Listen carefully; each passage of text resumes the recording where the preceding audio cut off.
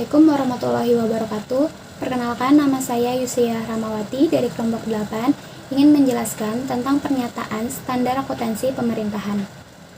Laporan keuangan untuk tujuan umum yang memenuhi kebutuhan bersama sebagian besar pengguna laporan termasuk lembaga legislatif yang disusun dan disajikan dengan basis akrual. Selanjutnya, peran utama standar akuntansi pemerintahan. Standar akuntansi pemerintahan berisi prinsip atau ketetapan akuntansi mengenai bagaimana kriteria penyusunan serta penyajian laporan keuangan dalam lembaga pemerintahan. Peran utama standar akuntansi pemerintahan sebagai berikut. Yang pertama, sebagai prosedur yang dipakai oleh akuntan pemerintahan dalam menyusun serta menyajikan laporan keuangan. Yang kedua, sebagai keputusan yang ditentukan oleh auditor mengenai sesuai atau tidak penyajian laporan keuangan dengan standar akuntansi yang berlaku.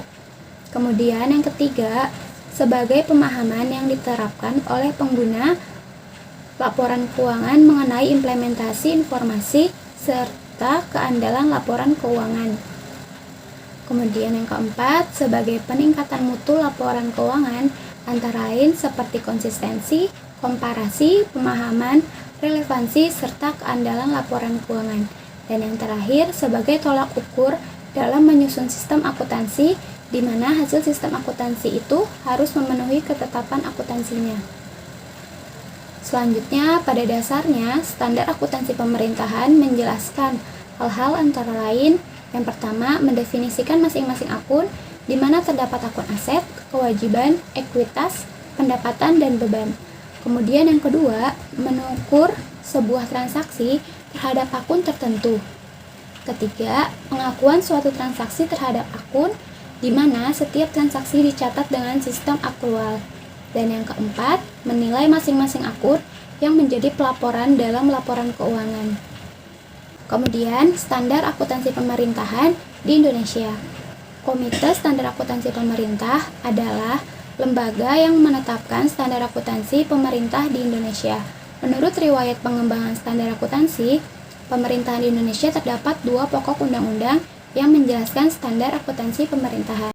PP nomor 24 tahun 2005 dan PP nomor 71 tahun 2010 mengenai standar akuntansi pemerintah atau SAP. PP nomor 24 tahun 2005 kemudian digantikan oleh PP nomor 71 tahun 2010, di mana PP nomor 24 tahun 2005 menerapkan standar pencatatan kas mengarah akrual atau cash toward accrual basis, sedangkan PP nomor 71 tahun 2010 menerapkan standar pencatatan akrual penuh atau full accrual basic. Standar akuntansi pemerintah dengan standar pencatatan akrual penuh adalah standar yang mengungkapkan semua akun, baik itu pendapatan, belanja, pembiayaan maupun aset, kewajiban serta ekuitas secara akrual penuh. SAP kas menuju akrual PP nomor 24 tahun 2005. Hal-hal yang menjadi standar akuntansi pemerintah menurut PP nomor 24 tahun 2005 antara lain: yang pertama, kerangka konseptual akuntansi pemerintah; yang kedua, PSAP 01 penyajian laporan keuangan; yang ketiga, pelaporan 02 laporan realisasi anggaran; yang keempat, PSAP 03 laporan arus kas; yang kelima, PSAP 04 catatan atas laporan keuangan; yang keenam, PSAP 05 akuntansi persediaan; yang ketujuh, PSAP 06 akuntansi investasi; yang kedelapan, PSAP 07 akuntansi aset tetap; yang kesembilan, PSAP 08 akuntansi konstruksi dalam pengerjaan; yang terakhir adalah PSAP 09 akuntansi kewajiban. Bab selanjutnya, pendapatan LRA versus LO. Pendapatan LRA atau semua penerimaan rekening kas umum negara atau daerah yang menambah saldo anggaran lebih dalam periode tahun anggaran yang bersangkutan yang menjadi hak pemerintah dan tidak perlu dibayar kembali oleh pemerintah. Sedangkan pendapatan LO, hak pemerintah pusat atau daerah yang diakui sebagai penambah ekuitas dalam periode tahun anggaran yang bersangkutan dan tidak perlu dibayar kembali. Belanja versus beban. Yang pertama, belanja.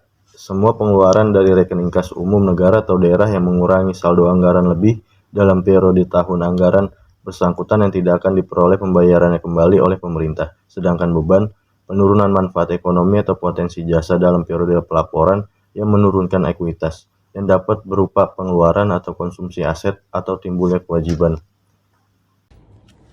Assalamualaikum warahmatullahi wabarakatuh. Selanjutnya, saya akan menjelaskan mengenai pertemuan 18 yang berjudul Kerangka Konseptual Akuntansi Pemerintahan.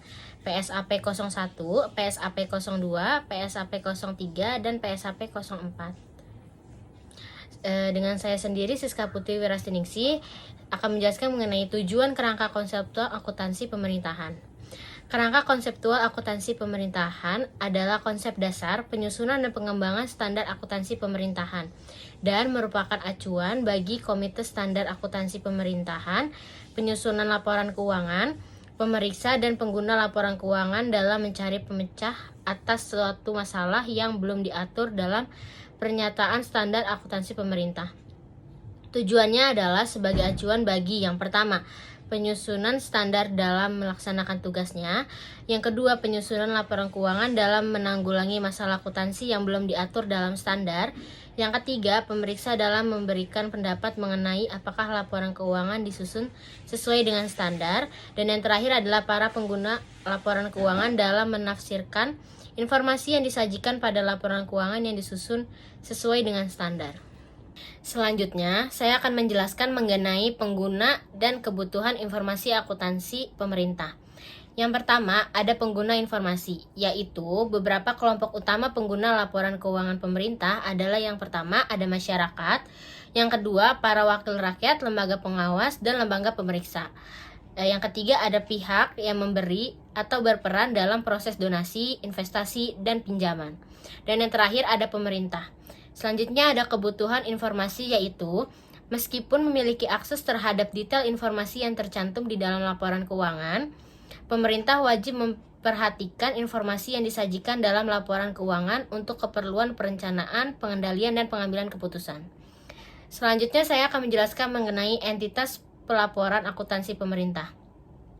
Entitas pelaporan adalah unit pemerintahan yang terdiri dari satu atau lebih entitas akuntansi yang menurut ketentuan peraturan perundang-undangan wajib menyampaikan laporan pertanggungjawaban berupa laporan keuangan yang terdiri dari yang pertama, pemerintah pusat, yang kedua, pemerintah daerah, dan yang ketiga, suatu organisasi di lingkungan pemerintah pusat atau daerah atau organisasi lainnya.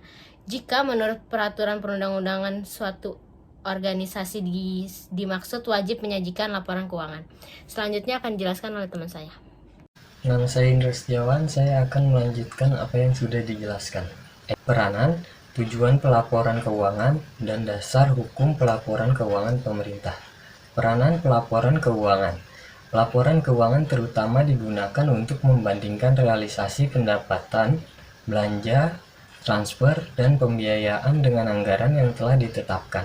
Menilai kondisi keuangan, mengevaluasi efektivitas dan efisiensi suatu entitas pelaporan, dan membantu menentukan ketaatannya terhadap peraturan perundang-undangan. Tujuan laporan keuangan pemerintah adalah untuk memenuhi tujuan-tujuan tersebut. Laporan keuangan menyediakan informasi mengenai pendapatan, belanja, transfer, dana cadangan, pembiayaan, aset, kewajiban, ekuitas dana, dan arus kas suatu entitas pelaporan. Dasar hukum pelaporan keuangan pemerintah. Pelaporan keuangan pemerintah diselenggarakan berdasarkan peraturan perundang-undangan yang mengatur keuangan pemerintah. Selanjutnya ada PSAP. Yang pertama adalah Pernyataan Standar Akuntansi Pemerintah PSAP nomor 1. Berdasarkan peraturan pemerintah nomor 71 tentang standar akuntansi pemerintahan tanggal 22 Oktober 2010 yang termuat dalam lampiran 1 nomor 2. Pernyataan standar akuntansi pemerintah nomor 1 tentang penyajian laporan keuangan mengatur mengenai penyajian laporan keuangan untuk tujuan umum dalam rangka meningkatkan keterbandingan laporan keuangan baik terhadap anggaran, antar periode, maupun antar entitas.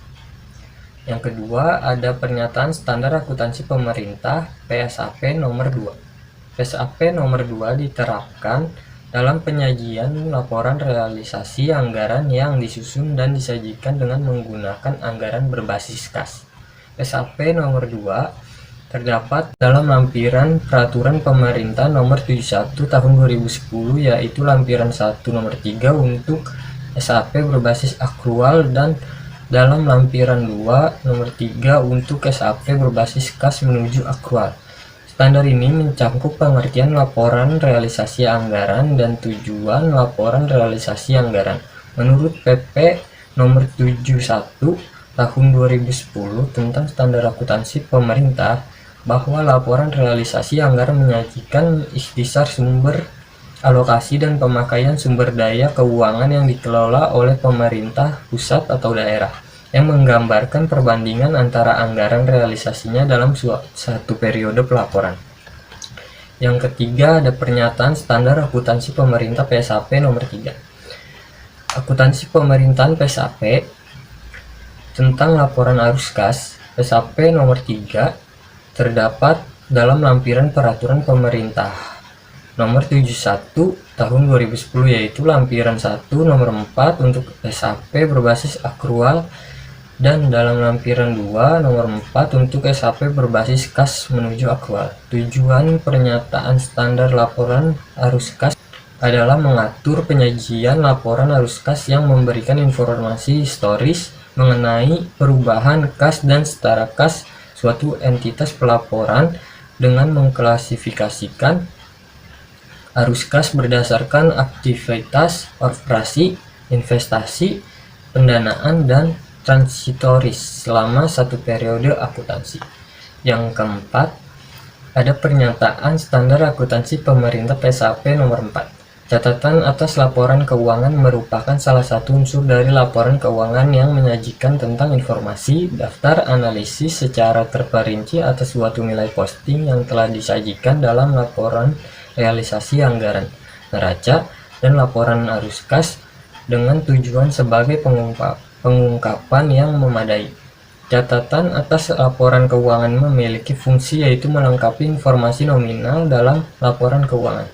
Tujuan penyajian catatan atas laporan keuangan adalah untuk meningkatkan transparansi laporan keuangan dan penyediaan pemahaman yang lebih baik atas informasi keuangan pemerintah.